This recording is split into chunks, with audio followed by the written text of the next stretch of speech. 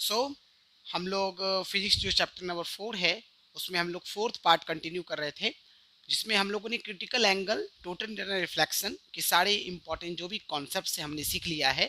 अब हम लोग बात करेंगे टोटल रिफ्लेक्टिंग प्रिज्म की, जो कि आपका एग्जाम में एक नए क्वेश्चन प्रिज्म का देता ही देता है। तो बिना टाइम वेस्ट किए हम लोग इसके कॉन्सेप्ट को समझते हैं, जिसको आप ध्यान से जरूर सीखिएगा। इसका रे डायग्राम आप जरूर अच्छे से पेंसिल स्केल से प्रैक्टिस कर लीजिएगा, ठीक है ना। तो चलिए देखिए, यहाँ पर हम लोग सीखने वाले total internal reflection in a prism. Okay, तो आप देख सकते हैं यहाँ पर मैं आपको वेरियस केसेस समझाऊंगा, ठीक ना। तो फर्स्ट केस आपका हम लोग कैसा प्रिज्म लेने जा रहे हैं, 45 डिग्री, 90 डिग्री, 45 डिग्री प्रिज्म, या हम इसे राइट एंगल्ड आइसोसेलेस प्रिज्म बोलते हैं। राइट एंगल्ड आइसोसेलेस प्रिज्म का मतलब क्या हुआ, एक तो राइट एंगल होगा ही होगा, यानी 90 डिग्री होगा ही होगा। आइसोसेलेस इसलिए क्योंकि आइसोसेलेस में दो साइड इक्वल होता है, ये साइड इक्वल है, तभी यहाँ पर 45 डिग्री और यहाँ पर 45 डिग्री दिया हुआ है, ठीक है ना। ओके, तो चलिए, अगर आपको ये डिटेल में समझना है तो आपका मैंने ऑलरेडी बेसिक्स ऑफ मैथमेटिक्स में राइट एंगल आइसोसेलेस ट्रायंगल के बारे में बताया है, ठीक ना। तो आप उसको जाकर देख सकते हैं। अब हम बात करते हैं कि इसमें आपका जो फर्स्ट केस इस प्रिज्म के अंदर वो है to deviate a ray of light through 90 degree. मतलब यहाँ पर आपका रे ऑफ लाइट को डिविएट कराना है 90 डिग्री से। तो देखिए, जरा ध्यान से देखिए, सबसे पहले यहाँ पर ए बी सी एक राइट एंगल प्रिज्म है, जहाँ पर ये बी एंगल बी 90 डिग्री है, एंगल ए और एंगल सी आपका 45 डिग्री 45 डिग्री दिया हुआ है, और एक रे ऑफ लाइट दिया हुआ है। इसी तरह से आपको एग्जाम में क्वेश्चन दे देगा और बोलेगा रे डायग्राम को कंप्लीट कीजिए, और उस पर भी कुछ और छोटे छोटे क्वेश्चन भी पूछा जा सकता है। तो जैसे कर रहा है, जब ray of light normally incident करता है तो नॉर्मली रिफ्रैक्ट भी करता है। तो देखिए, नॉर्मली हमारा रिफ्रैक्ट भी किया, नॉर्मली रिफ्रैक्ट भी किया। अब देखिए ये यहाँ पर जो ए बी है ये हमारा रिफ्रैक्टिंग सरफेस का काम करेगा सॉरी, ए सी जो है हमारा रिफ्रैक्टिंग सरफेस का काम करेगा। चलिए देखिए ध्यान से, हमें हर केस में ये चेक करना है कि क्या यहाँ पर रिफ्रैक्शन होगा या यहाँ पर टोटल इंटरनल रिफ्लेक्शन होगा। तो मैं आपको पहले ही बता दूं, ये ग्लास प्रिज्म है, तो इस सब में आपका जो क्रिटिकल एंगल है वो 42 डिग्री ही लेकर चलना है, ठीक ना। तो हमने क्या पढ़ा है कि अगर हमारा angle of incidence critical angle से ग्रेटर होता है तभी आपका टोटल इंटरनल रिफ्लेक्शन होता है। समझ में आ गया ना। तो चलिए देखिए, ओके, तो ये देखिए यहाँ पर जो AC है ये आपका एक रिफ्रैक्टिंग सरफेस का काम कर रहा है। तो हम यहाँ पर पहले क्या बना देंगे, नॉर्मल बना देंगे। हमने यहाँ पे क्या बना दिया, नॉर्मल बना दिया, ठीक ना। अब आप क्या करोगे, यहाँ पर एंगल ऑफ इंसिडेंस निकालोगे, क्योंकि ये अगर AC हमारा रिफ्रैक्टिंग सरफेस है तो ये जो आपका रे है, ये वाला लाइन, ये आपका एक इंसिडेंट रे का काम करेगा। तो हमें एंगल ऑफ इंसिडेंस मतलब हमें ये एंगल निकालना पड़ेगा, ये इंसिडेंट रे, ये नॉर्मल। तो इंसिडेंट रे और नॉर्मल के बीच के एंगल को क्या बोलते हैं, एंगल ऑफ इंसिडेंस। तो हमें ये एंगल निकालना है। अब देखिए ध्यान से, अगर मैं इसका कुछ नाम दे दूं, जैसे यहाँ पर ए है, इसका नाम है पी, यहाँ में क्यू, यहाँ में आर दे देता हूँ। तो A Q R right angle triangle. देखिए, अगर ये 45, ये 90, तो ये कितना होगा, 45 डिग्री होगा, 45 होगा। अब देखिए, ये नॉर्मल का लाइन है, मतलब यहाँ से लेकर यहाँ तक ये टोटल 90 डिग्री होगा। अगर ये टोटल 90, ये 45, तो ये भी कितना होगा, 45 डिग्री होगा, ठीक ना। तो आप देख सकते हैं कि यहाँ पर एंगल ऑफ इंसिडेंस कितना आ गया, 45 डिग्री आ गया। तो इस केस में आप क्या देख रहे हैं, इस केस में आप देख रहे हैं कि एंगल ऑफ इंसिडेंस जो है वो आपका ग्रेटर है क्रिटिकल एंगल से। ग्रेटर आ गया ना क्रिटिकल एंगल से, इसका मतलब क्या, यहाँ पे टोटल इंटरनल रिफ्लेक्शन होगा, बिल्कुल होगा, ठीक ना। क्योंकि टोटल इंटरनल रिफ्लेक्शन के दो होने के दो कंडीशन क्या क्या था, एक तो आपका angle of incidence critical angle से ग्रेटर होना चाहिए, और दूसरा हमेशा डेंसर मीडियम से रेयर मीडियम में जाना चाहिए, ठीक ना। तो आप देख सकते हैं यहाँ पे टोटल इंटरनल रिफ्लेक्शन हो रहा है। तो जितना एंगल से इंसिडेंस करेगा उतना ही एंगल से रिफ्लेक्ट भी करेगा। यहाँ पर रिफ्लेक्ट बोलेंगे ना, बिकॉज टोटल इंटरनल रिफ्लेक्शन हो रहा है ना। तो यहाँ पर देखिए, यहाँ पर मैंने क्या किया है, देखिए आप, एक सीधा सीधा लाइन जो है यहाँ से यहाँ निकलेगा और ये आपका बाहर की ओर निकल जाएगा। आप देख सकते हैं कुछ इस तरह से आपका रे ऑफ लाइट बाहर निकल रहा है, ठीक है, ठीक है, ये समझ में आ गया। तो जितना एंगल से इंसिडेंट किया उतना एंगल से आपका क्या कर गया, ये आपका रिफ्लेक्ट कर गया ना। अच्छा, तो अगर मैं एक लाइन और बना दूं आपको समझने के लिए तो कोई दिक्कत नहीं होना चाहिए किसी को। ये देखिए, नॉर्मली आपका इंसिडेंट किया, नॉर्मली आपका रिफ्रैक्ट भी किया, ठीक है, अंदर चला गया। और फिर यहाँ पर एक नॉर्मल बना दीजिए। जैसे आप नॉर्मल बनाइएगा फिर से ये 90 होगा, ये 45 होगा, तो ये आपका कितना होगा 45 होगा। यहाँ पे फिर से आप देखिएगा टोटल इंटरनल रिफ्लेक्शन होगा कुछ इस तरह से, ठीक है ना। ओके, यहाँ भी एंगल कितना डिग्री बनेगा 45 डिग्री बनेगा। क्लियर हो गया। तो ये फर्स्ट कंप्लीट हो गया। अब इसमें एक क्वेश्चन क्या क्या है। पहला क्वेश्चन आपका इसमें पूछा जाएगा कि आपको एक इंसिडेंट रे दे देगा और आपको बोलेगा रे डायग्राम कंप्लीट कीजिए, तो रे डायग्राम कंप्लीट कर दीजिएगा। दूसरा आपसे रिफ्रैक्टिंग सरफेस के बारे में पूछेगा, इसमें रिफ्रैक्टिंग सरफेस एसी है। उसके बाद आपका पूछेगा क्या यहाँ पर टोटल इंटरनल रिफ्लेक्शन होगा, तो आपको देखना है कि क्रिटिकल एंगल कितना दिया हुआ है। क्रिटिकल एंगल जो भी दिया हो उससे आपको कंपैरिजन करना है एंगल ऑफ इंसिडेंस को। अगर एंगल ऑफ इंसिडेंस आपका क्रिटिकल एंगल से ग्रेटर है तो आपका टोटल इंटरनल रिफ्लेक्शन होगा, ठीक ना। ओके, अच्छा, तो यानी यहाँ पर आपने क्या देखा, टोटल इंटरनल रिफ्लेक्शन हो रहा है, ठीक ना। यहाँ पर आप देख रहे हो कि angle of incidence critical angle से ग्रेटर भी है। इसका यूज पूछता है कि इसका यूज क्या है, तो इसका यूज जो है वो पेरिस्कोप में है, ठीक ना। इस कॉन्सेप्ट का यूज कहाँ पर है, पेरिस्कोप में है। पहले हम लोग प्लेन में यूज करते थे ना, आजकल हम लोग क्या यूज कर रहे हैं, टोटल रिफ्लेक्टिंग प्रिज्म यूज कर रहे हैं। समझ में आ गया। तो जितने भी टाइप के क्वेश्चन बन सकते हैं प्रिज्म पर, मैंने यहाँ पर सब कुछ यहाँ पर बता दिया। अब हम आते हैं इसके सेकंड केस पर, जिसमें लिखा हुआ है to deviate a ray of light through 180 degree, यानी कि इस बार हमारा रे ऑफ लाइट 180 डिग्री से डेविएट करेगा। उस केस में क्या रे डायग्राम बनेगा, तो देखिए जैसे मान लिया ये हमारा एक ऑब्जेक्ट है पी क्यू, ठीक है। अब इसे दो रे ऑफ लाइट इंसिडेंट कर रहा है, नॉर्मली इंसिडेंट कर रहा है। तो देखिए ये मैं पहले एक कंप्लीट करता हूँ, देखिए इस तरह से यहाँ पे गया गया ना। अच्छा, एक काम कीजिए, देखिए यहाँ पर बनाइए, यहाँ पर मैंने नॉर्मल बनाया जो कि हमेशा 90 डिग्री बनना चाहिए ना। तो अब देखिए क्या कीजिएगा, ये आपका 90 होगा, ये 45, तो ये भी कितना होगा 45 डिग्री होगा, ठीक है ना। ये इंसिडेंट का काम करेगा, ये नॉर्मल, तो ये एंगल कितना आएगा, ये भी 45 डिग्री आएगा। आ गया। तो आप इस केस में भी देख रहे हैं कि एंगल ऑफ इंसिडेंस जो है, एंगल ऑफ इंसिडेंस वो ग्रेटर है क्रिटिकल एंगल से, बिकॉज जितने भी यहाँ पर हम केसेस लेने जा रहे हैं सब में क्रिटिकल एंगल ग्लास का कितना होगा 42 डिग्री होगा, ठीक ना। तो इस केस में भी आप क्या देख रहे हैं कि angle of incidence critical angle से ग्रेटर है, तो टोटल इंटरनल रिफ्लेक्शन होगा। तो जितना एंगल से इंसिडेंट किया उतना एंगल से क्या करेगा, ये रिफ्लेक्ट करेगा। क्या करेगा, रिफ्लेक्ट, रिफ्रैक्ट नहीं बोलेंगे।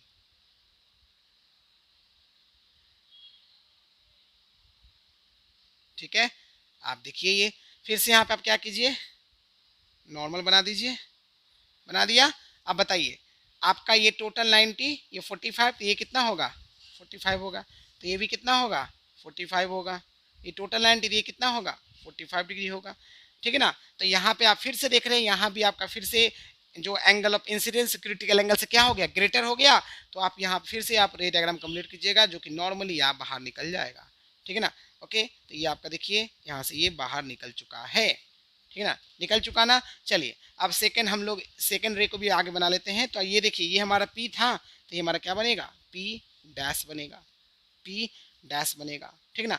अब आगे देखिए, अगर मैं इस क्यू को क्या करता हूँ, आगे इंसिडेंट करवाता हूँ, ठीक है ना। ओके, तो यहाँ पे फिर से एक नॉर्मल बना दीजिए, ठीक है। अब सब कुछ वही कॉन्सेप्ट है, तो मैं यहाँ पर वापस ये नहीं बताने जा रहा हूँ कि 45 कैसे हुआ, सब कुछ वही है, ठीक है ना। तो बस मैं आपको यहाँ पर रे डायग्राम को कंप्लीट कर देता हूँ।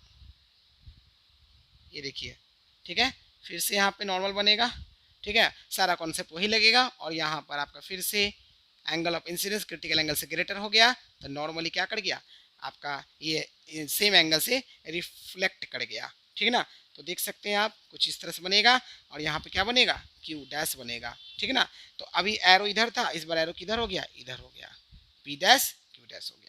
ये रे डायग्राम कंप्लीट हो गया। इसमें भी देखिए क्या क्या इंपॉर्टेंट क्वेश्चन पूछेगा। सबसे पहले आपसे पूछेगा रे डायग्राम कंप्लीट करो, दो रे दे देगा, ठीक ना। उसके बाद आपसे पूछेगा इसमें रिफ्रैक्टिंग सरफेस कौन कौन सा है, तो इसमें दो रिफ्रैक्टिंग सरफेस है, एक ए बी है और एक बी सी है, ठीक ना। ओके, रिफ्रैक्टिंग सरफेस कैसे पहचानेंगे, जहां पर आपका टोटल इंटरनल रिफ्लेक्शन हो रहा है, ठीक ना, यहाँ पर। अच्छा, उसके बाद इसमें दो सरफेस में टोटल रिफ्लेक्शन हो रहा है आपका, एक ए बी में और एक बी सी में, ठीक ना। अच्छा, उसके अलावा यूज पूछेगा, तो यूज याद रखिएगा, इस कॉन्सेप्ट को हम लोग कैमरा और बाइनोकुलर में यूज करते हैं। एग्जाम में ये डायग्राम दे देगा और इस डायग्राम पर बेस्ड आपसे क्वेश्चन पूछ सकता है, तो यूजेस भी पूछ सकता है। तो इस रे डायग्राम का यूज होगा कैमरा में और बाइनोकुलर में। इसके अलावा यहाँ पर जो इमेज बनेगा उसके बारे में थोड़ा याद रखिएगा। इसमें जो इमेज बनेगा वो कैसा बनेगा, इन्वर्टेड बनेगा और इरेक्ट बनेगा। ये क्लियर हो गया। चलिए, तो मैंने आपको यहाँ पर सब कुछ बता दिया। अब आखिरी केस पर आते हैं, to erect an inverted image without deviation, है ना। यानी यहाँ पर जो इमेज है उसको उल्टा करना है लेकिन कोई डेविएशन नहीं होगा, ठीक है ना। तो चलिए देखिए करते हैं हम लोग कैसे करेंगे। देखिए सबसे पहले हम लोग ने यहाँ पे नॉर्मल बना लिया, नॉर्मल बना लिया, ठीक है ना। अब ये आपका किस एंगल से ये आपको गिवन नहीं है तो चिंता की बात नहीं है। देखिए सबसे पहले आप क्या करोगे, यहाँ पर ये आपका इंसिडेंट कर रहा है, ठीक है। अच्छा, तो कितना एंगल से इंसिडेंट करेगी आपको गिवन नहीं है। तो बस आप क्या करना, यहाँ पर बताइए, ये रे ऑफ लाइट जो है रेडर से डेंसर मीडियम में जा रहा है, तो रेडर से डेंसर में जाता है तो नॉर्मल के टुवार्ड्स बेंड करता है ना। तो मैंने क्या किया, नॉर्मल के टुवार्ड्स इसको बेंड करवा दिया, नॉर्मल के टुवार्ड्स इसको मैंने क्या करा दिया, बेंड करा दिया, बेंड करा दिया, ठीक ना। अच्छा, जैसे ही मैंने इसको नॉर्मल के टुवार्ड्स यहाँ पे बेंड करा दिया, तो फिर यहाँ पर देखिए, यहाँ पर आपका ये वाला जो एंगल है ये कितना है वो हमें निकालना पड़ेगा, तभी ना बता पाएंगे कि टोटल इंटरनल रिफ्लेक्शन हो रहा है या फिर आपका नहीं हो रहा है, ठीक ना। ओके, तो चलिए देखिए यहाँ पर हम लोग बात करेंगे, यहाँ पर आपका टोटल इंटरनल रिफ्लेक्शन होता है ना। इस वजह से यानी कि यहाँ पर जो भी एंगल ऑफ इंसिडेंस आएगा वो क्रिटिकल एंगल से ग्रेटर होगा, तो यानी यहाँ पर टोटल इंटरनल रिफ्लेक्शन होगा। जितना एंगल से इंसिडेंट करेगा उतना एंगल से ये रिफ्लेक्ट भी करेगा, ये देखिए, ठीक है। ओके, और ये आपका क्या निकल गया, ये आपका बाहर निकल गया, ये देखिए ये बाहर निकल गया, ठीक है ना। अच्छा, उसके बाद ये हमारा मान लेते हैं ये हमारा क्यू, तो ये हमारा क्यू डैश हो गया, ठीक है ना। अब इसकी बात करते हैं, इसका जैसे ही आप नॉर्मल ड्रॉ करोगे तो ये भी नॉर्मल के टुवार्ड्स बेंड करेगा, ठीक ना, नॉर्मल के टुवार्ड्स ये देखिए बेंड करेगा, ठीक ना। और यहाँ से फिर से यहाँ पर ये जो है याद रखिएगा, ये आपका इस तरह से जितना एंगल से इंसिडेंट करेगा उतना एंगल से ये रिफ्रैक्ट भी करेगा, ठीक है। ओके, अगर मैं यहाँ पे नॉर्मल बनाऊँ तो कुछ इस तरह से बनेगा, यहाँ भी मैं कुछ नॉर्मल बनाऊँ तो कुछ इस तरह से बनेगा, और ये आपका कुछ इस तरह से बनेगा, ठीक ना। तो ये देखिए ये हमारा पी का रे है और ये हमारा क्यू का था, तो ये हमारा क्या बन गया, पी डैश। तो देखिए पी हमारा ऊपर था, इसमें पी हमारा कहाँ आ जाएगा, नीचे आ जाएगा, ठीक है ना। ओके, तो यहाँ पर भी आपका टोटल इंटरनल रिफ्लेक्शन हो रहा है। तो इसमें क्वेश्चन क्या क्या बन सकता है, पहले तो रे डायग्राम कंप्लीट करना है, दूसरा आपको ध्यान रखना है कि यहाँ पर आपको एक चीज़ ध्यान ये रखना है कि इसमें रिफ्रैक्टिंग सरफेस कौन कौन सा है। तो आपका रिफ्रैक्टिंग सरफेस तो ये भी है, ये भी और ये भी, तीन रिफ्रैक्टिंग सरफेस है, क्योंकि यहाँ पे रिफ्रैक्शन हो रहा है, ठीक ना। यहाँ पे आपका रिफ्रैक्शन हो रहा है, यहाँ देखिए आपका ray of light rays RERA medium से डेंसर मीडियम में जा रहा है तो रिफ्रैक्शन हो रहा है ना, यहाँ भी आपका रिफ्रैक्शन हो रहा है। लेकिन टोटल इंटरनल रिफ्लेक्शन होने वाला कौन सा सरफेस है, वो आपका एसी है, तो ये क्वेश्चन बन सकता है। इसके बाद यूजेस याद रखिएगा, स्लाइड प्रोजेक्टर में है, और आपका इमेज जो है उसका नेचर पूछेगा, तो इमेज का नेचर कैसा है, इरेक्ट है और आपका इन्वर्टेड है। समझ में आ गया, तो ये आपसे क्वेश्चन पूछा जा सकता है, ठीक है ना। ओके, इनको आप अच्छे से प्रैक्टिस कर लीजिएगा। यहाँ पे याद रखिएगा इस तरह के केस में आपका जो है वो टोटल इंटरनल रिफ्लेक्शन केवल बेस वाली सरफेस पे होगा, ठीक है ना। तो स्टूडेंट्स हम लोगों ने यहाँ पर जो राइट एंगल्ड आइसोसेलेस प्रिज्म है उसको अच्छे से कंप्लीट कर लिया है, जिसमें टोटल 3 केसेस मैंने बताया, और जितने भी टाइप बन सकते इसमें वो सब कुछ बता दिया। एक तो रे डायग्राम पूछता है, दूसरा आपसे यूजेस पूछेगा, तीसरा आपसे रिफ्रैक्टिंग सरफेस और एक रिफ्लेक्टिंग सरफेस, मतलब कहने का मतलब किस सरफेस पर रिफ्रैक्शन हो रहा है, किस सरफेस पर आपका टोटल इंटरनल रिफ्लेक्शन हो रहा है, ये सारा कुछ पूछता है, ठीक है ना। ओके, तो चलिए इसको आप नोट कर लीजिए। ओके स्टूडेंट्स, तो अब हम लोग आते हैं इक्विलैटरल प्रिज्म पर, ठीक ना। तो देखिए इस इक्विलैटरल प्रिज्म की बात करते हैं, इसमें आपका जो ABC है वो एक इक्विलैटरल प्रिज्म है, जिसमें आपको ईच एंगल 60 डिग्री दिया हुआ है और एक आपका इंसिडेंट रे दिया हुआ है। अब आपको इसको कंप्लीट करना है, तो यहाँ पर आपको बस यही चेक करना है कि क्या यहाँ पर टोटल इंटरनल रिफ्लेक्शन होगा, ठीक है ना। ओके, चलिए देखिए हम लोग सबसे पहले बात करते हैं इसकी। तो ये आप देख सकते हैं नॉर्मली इंसिडेंट कर रहा है ना, अगर ये नॉर्मली इंसिडेंट कर रहा है तो नॉर्मली रिफ्रैक्ट भी यहाँ पर होगा, ठीक ना। ओके, तो देखिए ध्यान से, ये आपका नॉर्मली रिफ्रैक्ट भी होगा, कुछ इस तरह से होगा ना रिफ्रैक्ट, ठीक है ना। अब यहाँ पे आप क्या बना दीजिए, नॉर्मल बना दीजिए, नॉर्मल बना दिया। अब आप क्या कीजिए, देखिए आपका कुछ में पॉसिबल नहीं था निकालना, इसलिए मैंने नहीं निकाला। याद रखिएगा वहाँ पे जो थर्ड वाला केस था, इसके पहले जो राइट एंगल आइसोसेलेस प्रिज्म था, थर्ड वाले केस में एंगल निकालना पॉसिबल नहीं था, इसलिए मैंने आपको बताया कि वहाँ पर एक जगह सिर्फ टोटल इंटरनल रिफ्लेक्शन होता है बेस वाले में, उसको याद रखिएगा, ठीक ना। जहाँ पे पॉसिबल है ज्योमेट्री लग सकता है वहाँ पे हम लोग लगाएंगे। तो देखिए जैसे ये नॉर्मली है तो ये 90 है, ये 60 है, तो ये कितना निकलेगा 30 निकलेगा। ये फिर से 90 है, 30 है, तो कितना निकलेगा 60 निकलेगा। तो यहाँ पर वही केस है, जो क्रिटिकल एंगल है वो 42 डिग्री दिया हुआ है मान लिया, ठीक ना। तो इस केस में भी ये जो एंगल ऑफ इंसिडेंस है क्रिटिकल एंगल से क्या है, ग्रेटर है, तो इसका मतलब यहाँ पे टोटल इंटरनल रिफ्लेक्शन होगा, ठीक ना। ओके, तो देखिए ये जो ए बी सरफेस है ये हमारा रिफ्लेक्टिंग सरफेस होगा, और यहाँ पर जो ए सी है वो रिफ्लेक्टिंग सरफेस है, ठीक ना। तो देखिए जितना एंगल से इंसिडेंट करेगा उतने एंगल से रिफ्लेक्ट भी करेगा। तो देखिए यहाँ से ये इसने क्या किया, रिफ्लेक्ट किया और बाहर निकल गया, ठीक है, और बाहर निकल गया। ये भी हमारा कितना होगा 60 डिग्री होगा। तो इसमें क्वेश्चन एक तो पूछेगा, रे डायग्राम कंप्लीट कीजिए। दूसरा आपसे क्वेश्चन पूछेगा कि यहाँ पर angle of incidence critical angle greater है क्या, बिल्कुल है। वो निकालने के लिए जहाँ पर नेसेसरी एंगल को मेजर करना होगा वहाँ पर आपको बताना है, लेवल करना पड़ेगा।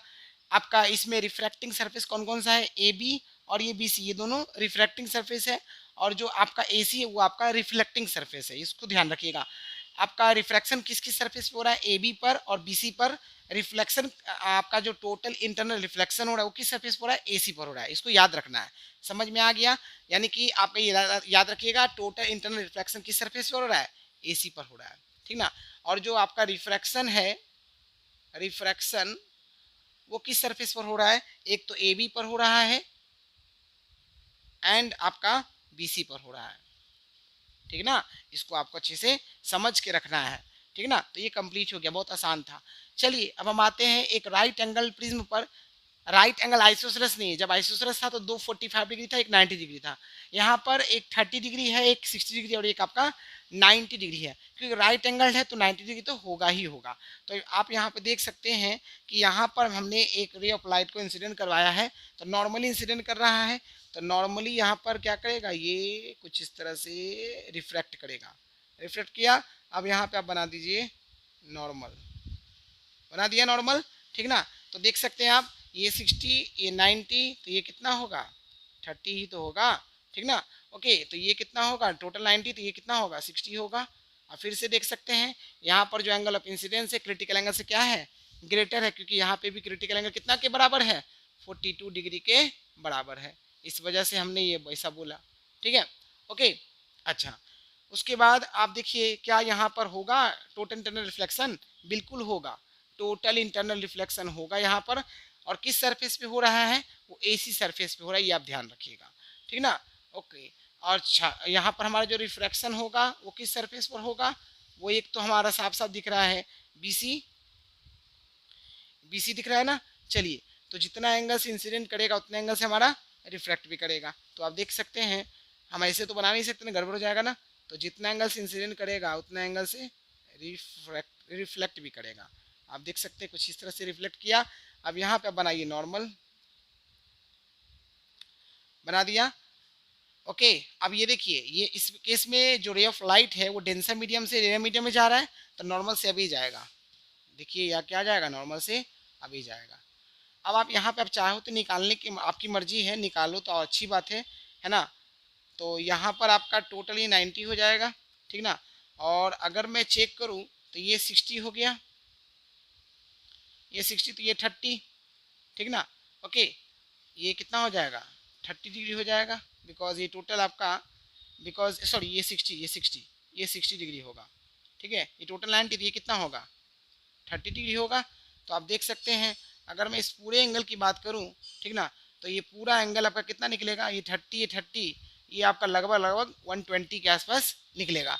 तो 120 निकलेगा, और जब इस एंगल को निकालेंगे इसके हेल्प से तो वो आपका निकल, देखिए यहाँ पे मैं आपको बताता हूँ, इसको जैसे ही मैं प्रोड्यूस करूँगा ये 90 होगा, ये 30, तो ये कितना होगा 60 होगा। तो ये 60, तो ये भी कितना होगा, ये आपका 30 डिग्री हो जाएगा, ठीक ना। ओके, तो यहाँ पर आप देख रहे हैं यहाँ पे टोटल इंटरनल रिफ्लेक्शन नहीं होगा, क्योंकि यहाँ पर जो एंगल ऑफ इंसिडेंस है वो 30 डिग्री है, जो कि क्रिटिकल एंगल से छोटा आ गया, तो यहाँ पर क्या होगा, रिफ्रैक्शन होगा। ठीक ना, तो ये आपको अच्छे से समझ के याद रखना है, ये प्रैक्टिस करना है, प्रैक्टिस से आपको अच्छे से आ जाएगा। क्लियर हो गया। चलिए, जिन बच्चों को अभी भी ये समझ नहीं आया फिर से देख लीजिए। यहाँ पर राइट एंगल प्रिज्म हमने लिया है, जिसमें आपको ए बी सी एक राइट एंगल ट्रायंगल है, जिसमें आपका एंगल बी 90 डिग्री है, एंगल ए 30 डिग्री है, एंगल सी आपका 60 डिग्री है। यहाँ पर एक इंसिडेंट रे दिया हुआ था, तो ये नॉर्मली इंसिडेंट कर रहा था, तो ये नॉर्मली रिफ्रैक्ट हुआ, इसलिए मैंने रिफ्रैक्शन जो हो रहा है किस सरफेस पर हो रहा है, बीसी पर, तो मैंने बीसी लिखा है। उसके बाद आप यहाँ पर देखिए, ये 90 ये 60 30 निकाला ज्योमेट्री की हेल्प से। अच्छा, तो ये आपका टोटल 90 जब हमने नॉर्मल बनाया तो 90 माइनस 30 करेंगे, यहाँ 60 आ जाएगा। तो यहाँ पर जो एंगल ऑफ इंसिडेंस है क्रिटिकल एंगल से ग्रेटर है, इस वजह से टोटल इंटरनल रिफ्लेक्शन होगा। तो टोटल इंटरनल रिफ्लेक्शन जो है किस सरफेस पर हो रहा है, एसी सरफेस पर हो रहा है। ये क्लियर हो गया। उसके बाद हमने इस एंगल को निकाल लिया, ये आपका जो है जितना एंगल से इंसिडेंट किया उतना एंगल से रिफ्लेक्ट भी करेगा, उसने मैंने ऐसे बनाया। फिर हमने यहाँ पे नॉर्मल बनाया, इस एंगल को हमने निकाला जो कि 30 निकला। 30 कैसे निकला, जैसे ही मैंने इस नॉर्मल को आगे बढ़ा दिया, ये 30 ये 90 ये 60, तो ये देखिए ये जो आपने सीखा है ना, जो एक्सट्रीम एंगल होता है वो इंटीरियर अपोजिट एंगल के सम के बराबर होता है। ये 60 और ये 30 था गिवन, इसका मतलब ये कितना होगा, 30 हो जाएगा। ठीक ना, तो यहाँ पर जो आपका एंगल आया है 30 डिग्री, जो कि एंगल ऑफ इंसिडेंस है, ये आपका क्रिटिकल एंगल से छोटा है। इसका मतलब जाहिर सी बात है, यहाँ पर angle of incidence critical angle से छोटा हो गया, इट मीन्स यहाँ पर टोटल इंटरनल रिफ्लेक्शन नहीं होगा, क्या होगा, रिफ्रैक्शन होगा। इसलिए मैंने रिफ्रैक्शन किस पे लिखा है, बीसी और ए बी पर। ठीक है ना, इसको आप ध्यान रखिएगा। ओके, इसको नोट कर लीजिए। ओके स्टूडेंट्स, ये आपके तीन जो है राइट एंगल प्रिज्म ही है। इसमें हम सीखेंगे कि आपका किसमें जो है वो टोटल इंटरनल रिफ्लेक्शन होगा, किसमें आपका नहीं होगा। तो चलिए चेक करते हैं। ठीक ना, तो देखिए ए बी सी एक राइट एंगल ट्रायंगल है, जिसमें आपका यहाँ पर ए बी जो है ये आपका जो है क्या बोल सकते हैं, जहाँ ये आपका रिफ्रैक्टिंग सरफेस है। ठीक ना, तो एक रे ऑफ लाइट यहाँ से इंसिडेंट कर रहा है, जो कि नॉर्मली इंसिडेंट कर रहा है। तो नॉर्मली आपका क्या करेगा, आपका इस तरह से रिफ्रैक्ट कर जाएगा ना। और अब आपने क्या किया, यहाँ पर एक नॉर्मल बना लिया। ठीक है, नॉर्मल बना लिया। देखिए ये कितना है 90, ये कितना है 60, ये कितना होगा 30 डिग्री होगा। तो एंगल ऑफ इंसिडेंस जो है वो क्रिटिकल एंगल से क्या हो गया, छोटा हो गया ना। Angle of incidence critical angle से छोटा हो गया, ग्रेटर नहीं है। इसका मतलब इस सरफेस पर टोटल इंटरनल रिफ्लेक्शन क्या होगा, नहीं होगा। यानी इस पे क्या होगा, केवल रिफ्रैक्शन होगा। क्या होगा, रिफ्रैक्शन होगा। ठीक है ना। ओके, तो देखिए यहाँ पर ये नॉर्मल, मतलब कहने का मतलब ये नॉर्मल का लाइन है, और ये आपका डेंसर मीडियम, ये आपका रेयर मीडियम। तो डेंसर से रेयर मीडियम में जा रहा है, तो नॉर्मल से अभी जाता है, तो नॉर्मल से अभी ले जाइए, कुछ इस तरह से निकल जाएगा आपका। ठीक है ना, तो ये आपका एक तरह से क्या बोलेंगे, ये इंसिडेंट रे होगा, ये अंदर वाला रिफ्रैक्टेड रे, और ये आपका कौन सा रे, इमर्जेंट रे का काम करेगा। ठीक है, ये कंप्लीट हो गया। यानी यहाँ पे टोटल इंटरनल रिफ्लेक्शन नहीं हुआ, तो यहाँ पर केवल और केवल क्या हुआ, रिफ्रैक्शन हुआ। ठीक है ना। ओके, चलिए इस वाले केस में आते हैं। ए बी सी एक राइट एंगल ट्रायंगल है, जिसमें angle A 30 degree, angle C 60 degree, और एंगल बी आपका 90 डिग्री। एक रे ऑफ लाइट है जो एसी सरफेस पे क्या कर रहा है, इंसिडेंट कर रहा है। तो ये नॉर्मली इंसिडेंट कर रहा है। जब ये नॉर्मली इंसिडेंट करेगा, तो ये नॉर्मली जो है वो रिफ्रैक्ट भी करेगा। ठीक ना, अब यहाँ पे हमने क्या बनाया, नॉर्मल बना लिया। नॉर्मल बना लिया। अब बताइए ये कितना होगा, 90 होगा। ये कितना होगा, ये 30, ये 90 थी, कितना 60 होगा।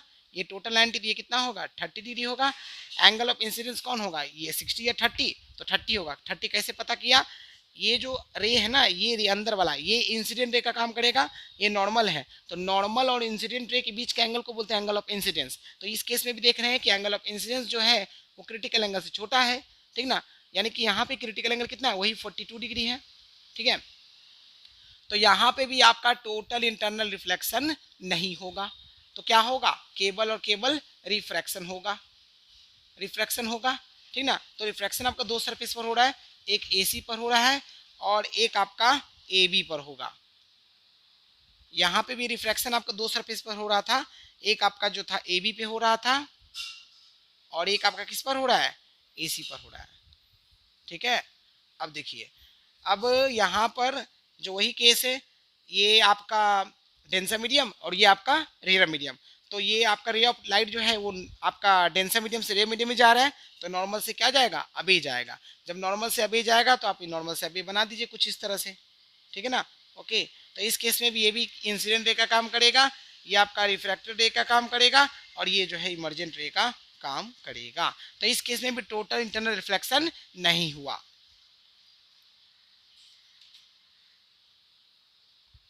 ठीक है, अब हम आते हैं थर्ड केस पर, ठीक ना। यानी ये हमारा फर्स्ट केस था, ये हमारा सेकेंड केस है, और ये हमारा थर्ड केस है। तो जरा थर्ड केस में देख लीजिए क्या हमारा होता है कि नहीं होता है, ठीक ना। तो देखिए ये ए बी सी एक राइट एंगल ट्रायंगल है जिसमें angle B 90 degree, angle A 30 degree, angle C आपका 60 डिग्री, ठीक है। और ये नॉर्मली क्या कर रहा है, इंसिडेंट कर रहा है। जब ये नॉर्मली इंसिडेंट कर रहा है तो नॉर्मली रिफ्रैक्ट भी करेगा।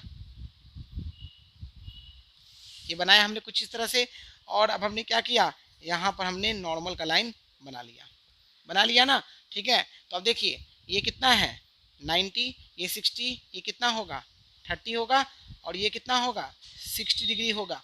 तो इस केस में आप देख सकते हैं कि एंगल ऑफ इंसिडेंस ग्रेटर हो गया किससे, क्रिटिकल एंगल से। क्रिटिकल एंगल कितना के बराबर है, 42 डिग्री के बराबर है, ठीक ना। तो इसका मतलब यहाँ पे टोटल इंटरनल रिफ्लेक्शन होगा क्या, बिल्कुल होगा। किस सरफेस पर हो रहा है, तो बीसी सरफेस पर हो रहा है, ठीक ना। अच्छा, और अगर हम बात करें रिफ्रैक्शन की, तो रिफ्रैक्शन किस किस सरफेस पर हो रहा है, तो रिफ्रैक्शन एक तो एसी पे हो रहा है, एसी पर आगे देखते हैं और किस सरफेस पे होता है। तो जितना एंगल से इंसिडेंट किया उतना एंगल से क्या करेगा, ये रिफ्लेक्ट भी करेगा। तो मैंने क्या किया, यहाँ पे रिफ्लेक्ट करा दिया सेम एंगल से जो कि 60 डिग्री है। अब हमने यहाँ पे एक नॉर्मल का लाइन बना दिया, ठीक है। अब आप देख सकते हैं यहाँ पर ये 90, ये कितना होगा 30 होगा, ये कितना होगा 60 होगा, और ये कितना निकलेगा 30 डिग्री निकलेगा। यानी इस केस में आप क्या देख रहे हैं, एंगल ऑफ इंसिडेंस जो है वो क्रिटिकल एंगल से छोटा आ गया, तो टोटल इंटरनल रिफ्लेक्शन नहीं होगा, आपका सिर्फ रिफ्रैक्शन होगा। तो रिफ्रैक्शन इस केस में किस पर होगा, ए सी एंड ए बी पर होगा, ए सी एंड ए बी पर होगा, ठीक ना। ओके, तो चलिए यहाँ पर फिर से ये डेंसर मीडियम से रेयर मीडियम में जा रहा है, तो नॉर्मल से क्या जाएगा, अबे जाएगा। तो नॉर्मल से अबे आपका कुछ इस तरह से जाएगा, ठीक ना। ये हमने बना दिया। तो इस केस में आपका टोटल इंटरनल रिफ्लेक्शन केवल बीसी सरफेस पर हो रहा है, रिफ्रैक्शन ए बी ए सी पर और आपका ए बी पर हो रहा है, ठीक है ना। इसको नोट कर लीजिए, बहुत ही बेहतरीन कॉन्सेप्ट है। ओके स्टूडेंट्स, तो हम लोग एक बोर्ड के क्वेश्चन देखते हैं कि बोर्ड एग्जाम में आपको किस तरह से क्वेश्चन पूछा जाता है। आपका प्रिज्म के जो क्वेश्चन है वो मैंने आपको बता दिया है ऑलरेडी। हम लोग जब केसेस पढ़ रहे थे सारा मैंने आपको क्लियर कर दिया था। प्रिज्म के क्वेश्चन आपके 3 तरह से पूछा जाता है जनरली। एक तो आपको रे डायग्राम कंप्लीट करने के लिए दे देगा, आपसे राइट एंगल आइसोसेलेस प्रिज्म दे सकता है, आपको जो है 30 डिग्री 60 डिग्री और 90 डिग्री का प्रिज्म दे सकता है, या फिर आपका इक्विलेटरल ट्रायंगल या उस पर बेस्ड आपका प्रिज्म दे सकता है। तो उसमें कोई भी एक रे ऑफ लाइट को इंसिडेंट करवा देगा, किसी भी सरफेस से करवा सकता है।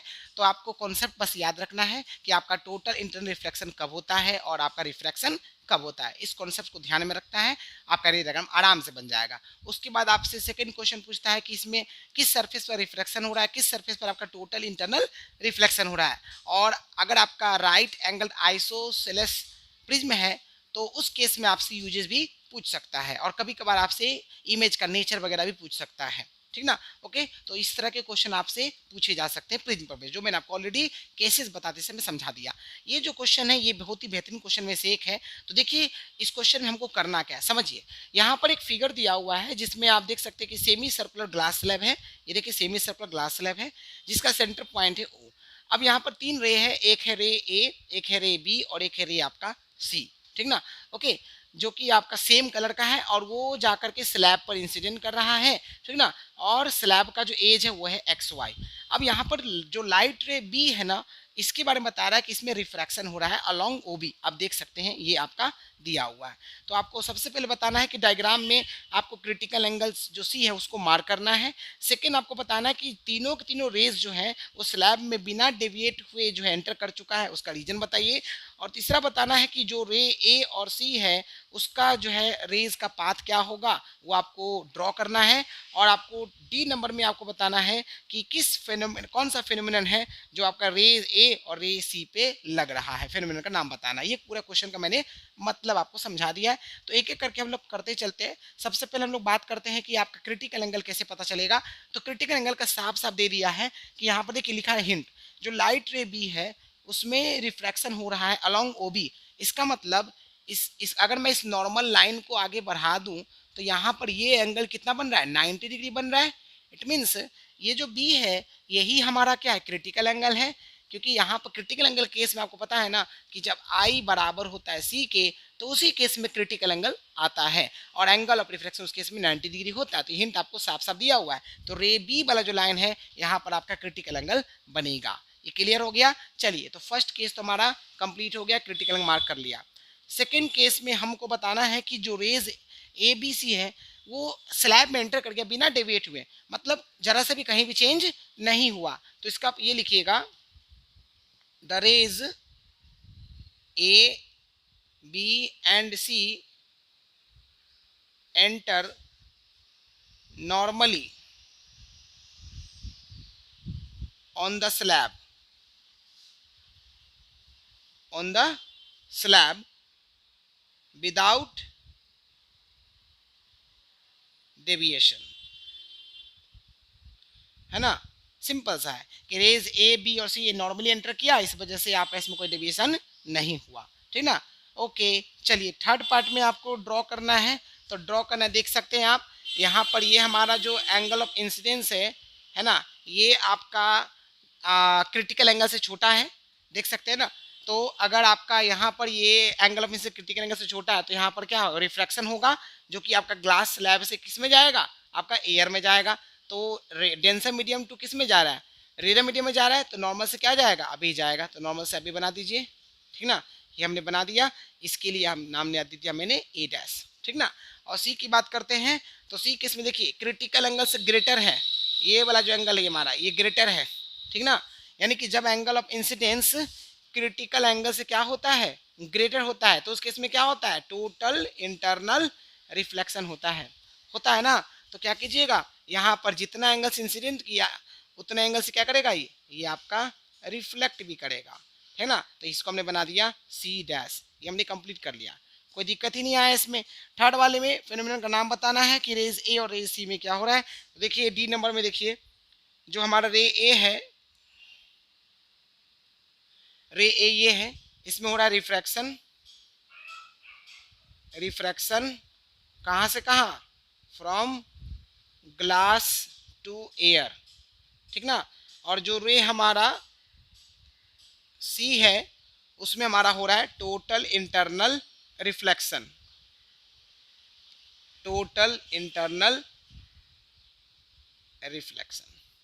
ठीक है ना। ओके, तो जितना आपसे पूछा गया है ना बस उतना ही करना है, और आपको इसमें 4 नंबर मिल जाएगा, बिकॉज इसमें 4 क्वेश्चन पूछा गया है, आपसे 4 नंबर का क्वेश्चन ये पूछा जा सकता है। तो अगर आपको समझ में नहीं फिर से देख लीजिए, यहाँ पर एक ग्लास स्लैब दिया हुआ था, ठीक ना, और 3 रेज था सेम कलर का जो कि अनडेविएटेड एंटर कर रहा था, ठीक ना। तो फिर आपसे कुछ क्वेश्चन पूछा गया कि बताइए आपका जो है क्रिटिकल एंगल मार्क करिए, उसके बाद आपका जो रेज है अनडेविएटेड एंटर कर गया, इसका रीजन बताइए, आपका फिर रे ए और सी का डायग्राम बनाइए कि इसमें क्या कैसे उसका पाथ होगा रेज का, और जो फेनोमेनन होगा ए और सी पर उसके बारे में बताना है। तो सबसे पहले हमने क्रिटिकल एंगल कैसे पकड़ा, तो यहाँ पर साफ साफ दे दिया था कि जो बी रे है ना उसमें रिफ्रैक्शन हो रहा है, और उसका रे रिफ्रैक्टेड रे ओ बी है, ओ बी डैश है। इसका मतलब यहीं पर आपका 90 डिग्री बनेगा, क्योंकि क्रिटिकल एंगल के केस में एंगल ऑफ रिफ्रैक्शन 90 डिग्री बनता है। तो बी रे तो हमारा आराम से पता चल गया। अब ए की बात करें तो एक के केस में देख सकते हैं कि angle of incidence critical angle से छोटा है, तो यानी कि यहाँ पर रिफ्रैक्शन होगा जो कि आपका डेंसर मीडियम से रेयर मीडियम में जा रहा है, तो नॉर्मल से अभी जाएगा, वो हमने कंप्लीट कर लिया। उसके बाद हमने देखा कि तीनों रेज अनडिविएटेड क्यों हो रहा है, क्योंकि ये नॉर्मली इंसिडेंट करा ग्लास स्लैब में, इस वजह से अनडिविएटेड हुआ। और उसके बाद आपको फेनोमेनन का नाम बताना था, है ना, ए और सी का। तो ए में आप देखते हैं कि रिफ्रैक्शन हो रहा है, और सी में क्या देखते हैं, टोटल इंटरनल रिफ्लेक्शन होता है। ये सारा कुछ मैंने आपको बता दिया। ओके स्टूडेंट्स, सो इस तरह से आपका फिजिक्स का चैप्टर नंबर 4 अच्छे से खत्म हो चुका है। इसके टोटल 4 पार्ट थे, है ना, जो मैंने आपको सारा कुछ बता दिया। 4 पार्ट में आपका जो फर्स्ट पार्ट था वो सबसे ज़्यादा लेंथी था, उसी में आपका रिफ्रैक्टिव इंडेक्स के सारा कॉन्सेप्ट और भी बहुत सारे कॉन्सेप्ट्स था, रिफ्रैक्शन पर बेस्ड वगैरह, ठीक ना। फिर हमने सेकंड पार्ट देखा जो कि आपका प्रिज्म पर बेस्ड था। थर्ड पार्ट जो हमने देखा उसमें रियल और एपरेंट डेप्थ था, और फोर्थ पार्ट जो था total internal reflection critical angle पर बेस्ड था। तो ना, तो मैंने अपने तरफ से पूरा कोशिश किया है कि आपको अच्छा से अच्छा प्रोवाइड करूं। अब आप पे डिपेंड करता है कि आप इस वीडियो से कितना फ़ायदा उठा सकते हैं, क्योंकि मैंने जो तैयारी करवाया है ये आपका बोर्ड ओरिएंटेड प्रिपरेशन है। तो आप इसका नोट्स भी बना सकते हैं और इसको अच्छे से तैयार कीजिए, आपके बोर्ड के क्वेश्चन कहीं नहीं जाने, आराम से बनेगा बोर्ड का क्वेश्चन, ठीक ना। तो आपका चैप्टर 4 अच्छे से खत्म हो चुका है। अब आपका नेक्स्ट जो चैप्टर आएगा बहुत जल्द आएगा फिजिक्स का, थोड़ा सा आप पेशेंस रखिए। और 2 दिन के बाद जो है आपका जो है इस चैप्टर का सेल्फ टेस्ट जो है कम्युनिटी सेक्शन में लग जाएगा। तो आप लोग सेल्फ टेस्ट जरूर लगाइए, सेल्फ टेस्ट लगाइएगा तभी आपको पता चलेगा कि आपका एग्जाम का कितना प्रिपरेशन हो चुका है। ओके, तो आज के लिए बस इतना ही रखते हैं students. So thank you, bye and take care.